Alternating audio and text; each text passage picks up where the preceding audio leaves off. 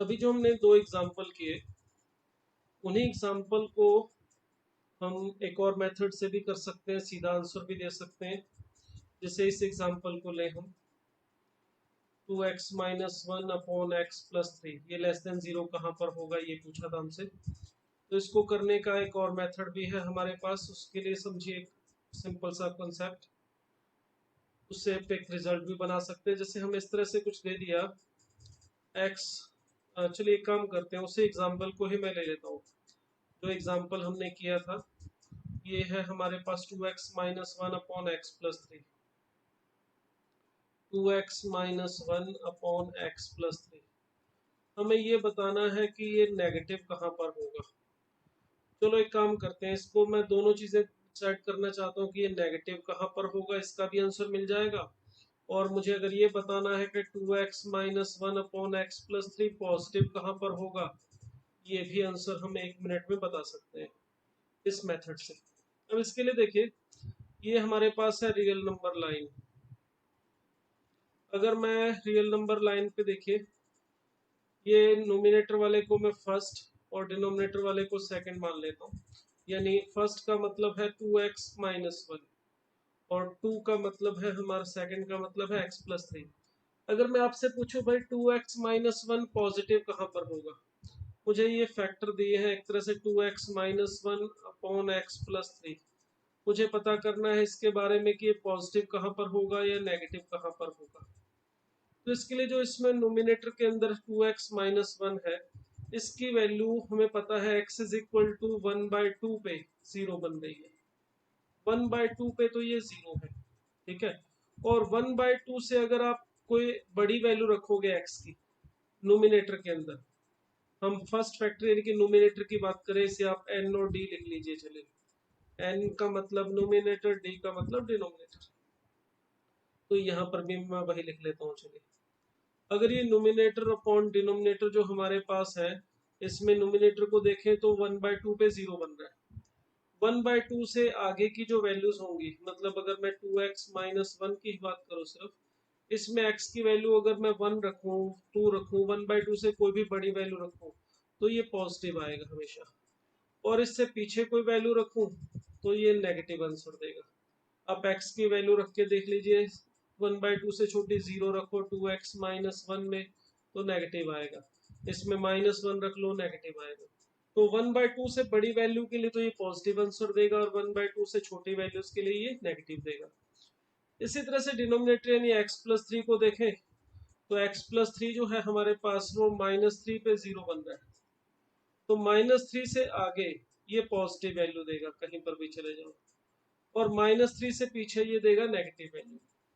तो इस तरह से जो हमारा पूरा इंटरवल था माइनस इनफाइनाइट से इनफाइनाइट वाला, ये देखिए तीन टुकड़ों में बट गया है। ये पहला टुकड़ा, ये दूसरा, और ये तीसरा। फर्स्ट वाले हिस्से में नोमिनेटर और डिनोमिनेटर दोनों की वैल्यू नेगेटिव है। इसका मतलब n अपॉन डी की वैल्यू रेशो दोनों का होना चाहिए पॉजिटिव। अगर यहाँ पे देखूं थर्ड वाले रीजन में, यहाँ पर n और d दोनों पॉजिटिव है, तो रेशो भी क्या होना चाहिए, पॉजिटिव। और ये मिडल वाले रीजन में देखिए, एक पॉजिटिव है और एक नेगेटिव है, इसका मतलब जो रेशो है होना चाहिए वो नेगेटिव होना चाहिए। इसका मतलब क्या हुआ, इसका मतलब बहुत ही सिंपल सा रिजल्ट है।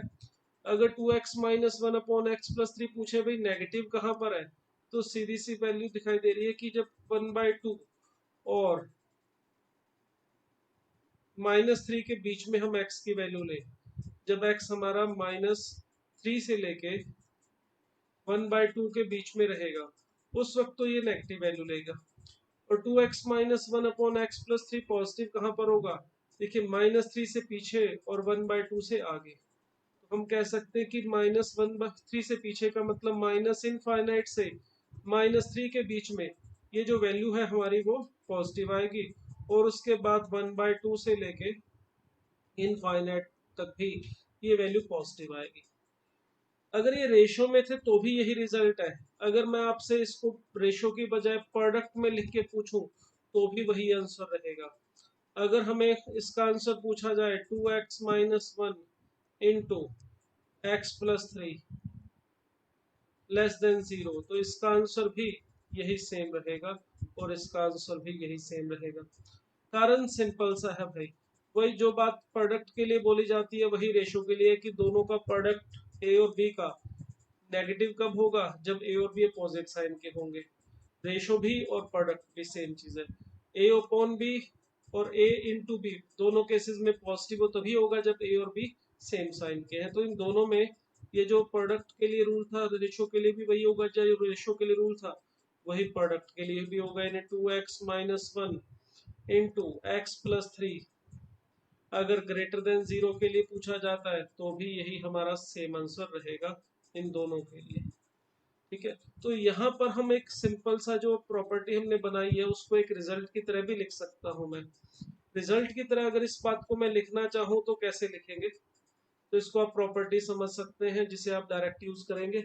अगर हमें कहा जाए x minus alpha upon x minus beta, इसमें अल्फा और बीटा समझ लीजिए वो वैल्यूज हैं जहां पर नोमिनेटर या डिनोमिनेटर जो हमारा वो 0 बन रहा है। ये ग्रेटर देन 0 कहां पर होगा, ये जो रूल प्रोडक्ट के लिए है वही सेम हम रेशो के लिए भी लिख सकते हैं, या जो रेशो के लिए लिखा है यही मैं इसको प्रोडक्ट के लिए भी लिखूंगा। x minus alpha into x minus beta greater than 0 के लिए क्या रूल होगा। एक रूल इसके लिए ग्रेटर देन के लिए लिखेंगे और दूसरा रूल हम लिखेंगे लेस देन के लिए। एक ग्रेटर देन के लिए लिखा सॉरी, और एक हम ग्रेटर देन के लिए लिख रहे हैं, x minus alpha into x minus beta less than 0। तो इसके लिए देखिए बहुत सिंपल सा रूल है, हमने अभी अभी बनाया, इसको पीछे चल के चेक करते हैं। देखिए ये अल्फा समझो आप, ये -3 और ये है हमारा बीटा। तो अल्फा और बीटा के बीच वाला रीजन जो है देखिए यहाँ पर दोनों में से एक फैक्टर पॉजिटिव वैल्यू लेगा और एक फैक्टर लेगा नेगेटिव। तो इसका मतलब इन दोनों का प्रोडक्ट या जो रेशो है दोनों की दोनों वैल्यू नेगेटिव आएंगी। अल्फा और बीटा के बाहर वाले रीजन में दोनों फैक्टर या तो पॉजिटिव वैल्यू लेंगे या दोनों फैक्टर नेगेटिव वैल्यू लेंगे, मतलब उनका प्रोडक्ट या रेशो दोनों की दोनों वैल्यूज कैसी आएंगी, पॉजिटिव। तो अगर मुझे इसके लिए आंसर लिखना है तो हम क्या लिखेंगे, इसके लिए हम लिखेंगे x lies outside alpha and beta. Alpha और बीटा के अगर एक्स बाहर होगा तो ये जो प्रोडक्ट है या रेशो है ये पॉजिटिव वैल्यू लेगा। इसमें आउटसाइड अल्फा बीटा को इंटरवल की तरह लिखना हो तो कैसे लिखेंगे, उसके लिए पहले हमें ये पता होना चाहिए कि अल्फा और बीटा में से कौन छोटा है और कौन बड़ा है। तो अगर मान लो मैं चलो अल्फा छोटा है, हो सकता है बीटा हो, तो उसके हिसाब से फिर आंसर चेंज हो जाएगा। अगर अल्फा छोटा है बीटा से तो उस केस में देखिए अल्फा और बीटा इस तरह से होंगे, अल्फा पहले लिखा जाएगा और बीटा बाद में। अगर अल्फा बड़ा हुआ तो अल्फा आगे लिखेंगे और बीटा को पीछे। अगर x की वैल्यू अल्फा और बीटा के बाहर लाई कर रही है, बाहर लाई करने का मतलब इधर पीछे की तरफ अल्फा से या फिर बीटा से आगे की तरफ। इस रीजन में अल्फा और बीटा के बाहर ये रेशो या प्रोडक्ट जो है वो पॉजिटिव होगा। मतलब इस फर्स्ट पार्ट का अगर आंसर लिखना चाहें तो ये लिखेंगे माइनस इनफाइनाइट से alpha union beta two infinite. इसी तरह से ये रेशियो नेगेटिव कहां पर होगा, उसके लिए हम लिख सकते हैं जब x कहां लाई करेगा, x lies inside alpha and beta. अगर x अल्फा और बीटा के बीच में होगा तब ये जो रेशियो है हमारा वो नेगेटिव आएगा। अगर हम ये मान के चले हुए अल्फा छोटा है बीटा से तो अल्फा को मैं पीछे लिखूंगा और बीटा को आगे। अगर अल्फा बड़ा हुआ तो अल्फा को आगे और बीटा को पीछे लिख देंगे। तो इस इंटरवल अल्फा और बीटा के बीच में अगर x की वैल्यू रहेगी तो हमारा ये प्रोडक्ट या रेशो जो रहेगा वो नेगेटिव आंसर देगा। तो इसके लिए देखिए ये जो हमने प्रॉपर्टी लिखी है इससे हम डायरेक्ट आंसर लिख पाएंगे इन दोनों के लिए। मगर इस रिजल्ट को यूज करने के लिए कुछ बातें हैं जो ध्यान में रखनी है। पहली बात ध्यान में रखनी है कि इधर राइट हैंड साइड में 0 से साथ ही कंपैरिजन होना चाहिए, ग्रेटर देन 0 या लेस देन 0। 0 के अलावा कोई और नंबर हो 1 2 माइनस समथिंग कुछ भी और नॉन जीरो नंबर यहाँ पे दिया जाए तो उसके लिए रूल अप्लाई नहीं होगा, उसके लिए पहले यहाँ पर 0 बनाना पड़ेगा। दूसरी बात यहाँ पर जो x की हाईएस्ट कोफिशिएंट हाईएस्ट पावर के जो कोफिशिएंट है वो पॉजिटिव होने जरूरी है। अगर यहाँ पे जो कोफिशिएंट है जहाँ पे मैंने डॉट लगाया है अगर ये नेगेटिव हो तो पहले उसको पॉजिटिव बनाएंगे कोफिशिएंट को, फिर उसके बाद रूल काम करेगा। अगर ये कोफिशिएंट किसी का नेगेटिव हुआ और आपने सीधा सीधा रूल लगा दिया तो हो सकता है आंसर आपका गलत हो। तो इस कोफिशिएंट को पहले पॉजिटिव बनाने के बाद ही हम ये रूल अप्लाई करेंगे। क्या मतलब है इस बात का, तो इसको समझते हैं जरा। अगर मुझे कह दिया जाए 2x minus 3/x-5 less than 0, तो देखिए इसका आंसर लिखना है तो कोई मुझे वो दो केसेस बना के सॉल्व करने की जरूरत है। मुझे सिंपल अल्फा और बीटा दिखाई दे रहे हैं। अल्फा का मतलब नोमिनेटर और डिनोमिनेटर कहाँ पे जीरो बनते हैं, तो एक तो बन रहा है 3/2 पे जीरो और एक मिल रहा है -5 पे जीरो। तो ये अल्फा और बीटा हो गए। छोटी वैल्यू जो भी आएगी, चाहे वो नोमिनेटर से आई है चाहे वो डिनोमिनेटर से आई, इससे कोई फर्क नहीं पड़ता। तो छोटी वैल्यू होगी हमारी वही अल्फा होगी। तो अल्फा है इसमें 3/2 और बीटा है हमारा 5। तो अल्फा और बीटा ये हमें मिल गए। अब यहाँ पे है लेस देन 0 का साइन। तो हमारा रूल के according x minus alpha x minus beta अगर लेस देन 0 है तो x लाई करना चाहिए अल्फा और बीटा के बीच में।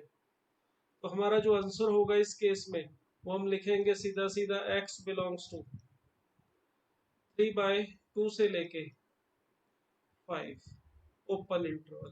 ओपन इंटरवल इसलिए क्योंकि कहीं पर भी यहाँ पे इक्वल टू का साइन नहीं है। ये जो x है वो अल्फा और बीटा के बीच में लाई करेगा, मतलब दोनों जगह पे यहाँ पे ओपन इंटरवल आएगा। तो ये जो 3/2 एंड 5 है, इनके साथ इस तरह से ओपन इंटरवल लगाया है मैंने।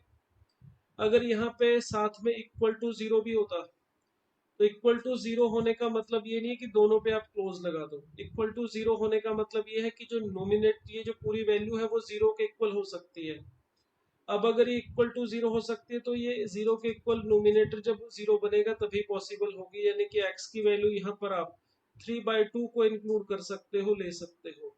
मगर +5 जो है डिनोमिनेटर जहाँ पे 0 बन रहा है वो अब भी ओपन इंटरवल में ही रहेगा। तो अगर यहाँ पर इक्वल टू का साइन आएगा तो फर्क ये पड़ेगा कि जो हमारा आंसर है उसमें 3/2 के साथ क्लोज इंटरवल आ जाएगा। मगर मैंने फिर आपको जो बातें बताई उसको ध्यान रखना है, यहाँ पे 0 होना ही जरूरी है तभी ये रूल काम करेगा। और x की जो हाईएस्ट पावर के कोफिशिएंट है वो पॉजिटिव होने चाहिए, जो कि इस केस में दोनों थे। अगर ये ना हो फिर कैसे होगा। मान लीजिए मैं ले लेता हूँ x+1/x-5 लेस देन -3, ये दे दिया जाए हमें। अब देखिए यहाँ पे हमारे पास 3 है, तो जब तक यहाँ 0 नहीं बनेगा हम इसको रूल को अप्लाई नहीं कर सकते। तो यहाँ पे दूसरी चीज ये भी ध्यान रखनी है कि दिमाग में ये भी आता है कि ये जो x-5 है इसे ऊपर ले जाके मल्टीप्लाई कर दे हम सॉल्व करने के लिए। x+1 is less than 3 × x-5। अगर आपने ये किया काम तो ये क्वेश्चन आपका यहीं पे ही गलत हो गया है। कारण क्या है भाई, यहाँ पर आपने अगर x-5 से ऊपर ले जाके मल्टीप्लाई कर दिया तो आपको कैसे पता चलेगा कि ये जो इनइक्वलिटी का साइन है वो सेम रहेगा या चेंज होगा। क्योंकि अगर एक कोई पॉजिटिव फैक्टर डिनोमिनेटर में है, ऊपर जाके मल्टीप्लाई कर दो राइट साइड में या डिवाइड से मल्टीप्लाई में ले जाए इनइक्वलिटी में, अगर वो फैक्टर पॉजिटिव है फिर तो इन इक्वेशन पे कोई फर्क नहीं पड़ता। बट अगर वो फैक्टर नेगेटिव है तो इनइक्वलिटी का साइन चेंज होता है। मगर हमें नहीं पता x-5 पॉजिटिव है या नेगेटिव। ये x-5 जो है वो x की वैल्यू के ऊपर डिपेंड करेगा। अगर x की वैल्यू जैसे 0 लेके देखो तो x-5 की वैल्यू -5 यानी कि नेगेटिव आ रही है। अगर x की वैल्यू मैं 7 लूं तो देखिए x-5 की वैल्यू 2 यानी कि पॉजिटिव आ रही है। तो x-5 जो है वो वेरिएबल है, that is not a constant value, और वो पॉजिटिव और नेगेटिव दोनों वैल्यूज ले सकता है। इसलिए हम इसको x-5 को ऐसे ऊपर लाके मल्टीप्लाई नहीं कर सकते। ये अगर आपने ऐसा किया तो ये गलत हो जाएगा।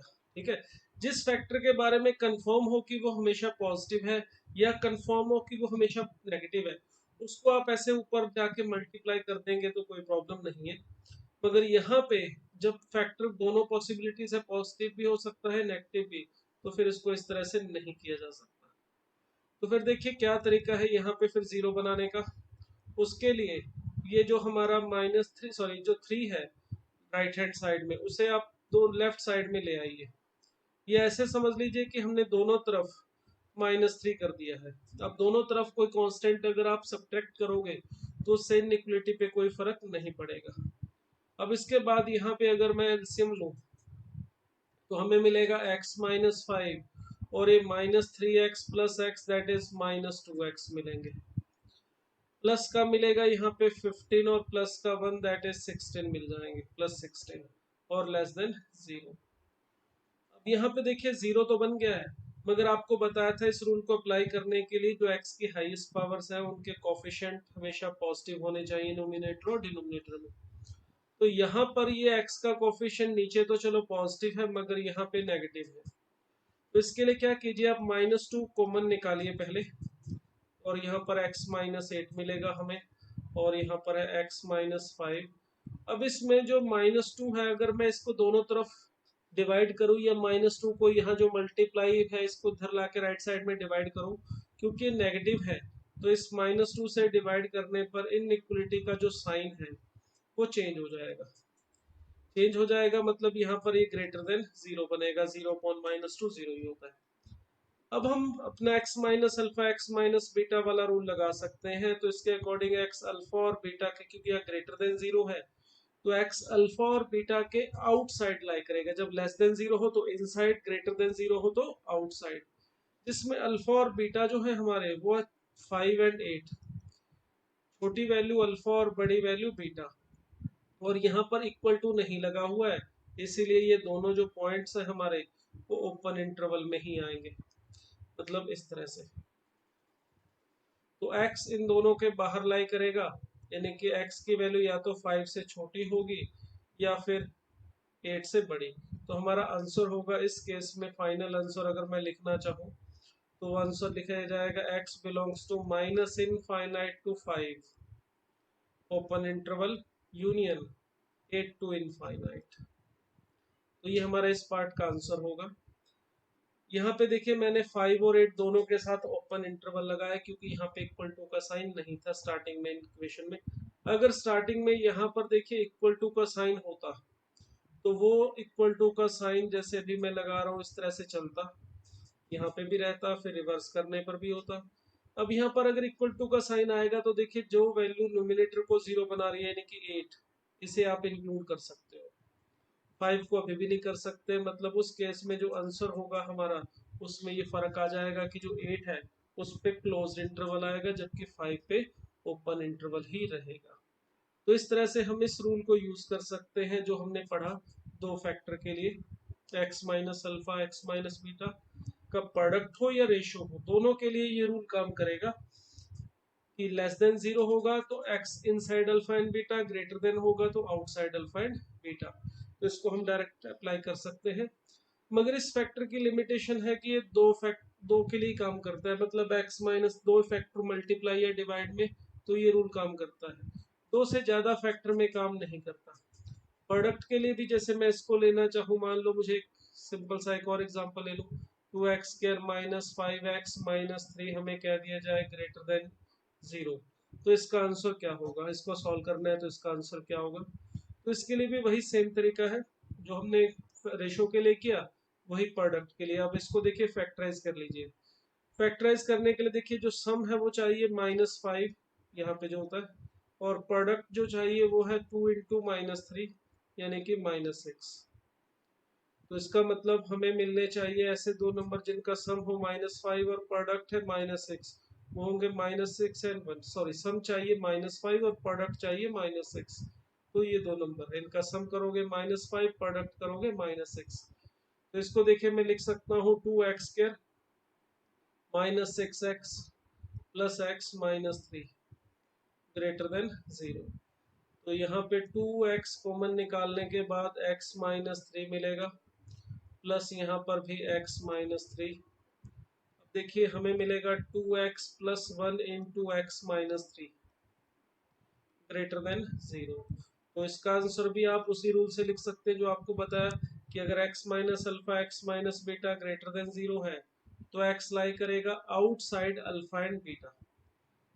अल्फा और बीटा रूट्स होते हैं जो यहाँ से हमें मिल रहे हैं -12, जहाँ पे नोमिनेटर और डिनोमिनेटर 0 बनते हैं, डिनोमिनेटर तो है ही नहीं, नोमिनेटर ही है सिर्फ, एक 3 पे 0 बन रहा है और एक -1/2 पे।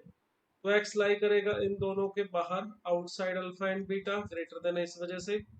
तो आंसर आना चाहिए x की वैल्यू माइनस इनफाइनाइट से लेके -1/2 यूनियन 3 टू इनफाइनाइट। तो ये इसका आंसर होगा। इसमें भी देखिए इक्वल टू का साइन नहीं था, इसलिए यहाँ पे दोनों जगह पे मैंने ओपन इंटरवल लगाया है, क्योंकि ना तो मैं इसको इंक्लूड कर सकता हूँ ऐसे ओपन सर्कल में लिखूंगा और इसको भी ऐसे ओपन सर्कल में, इसीलिए देखिए यहाँ पर मैंने ओपन इंटरवल ही लगाया।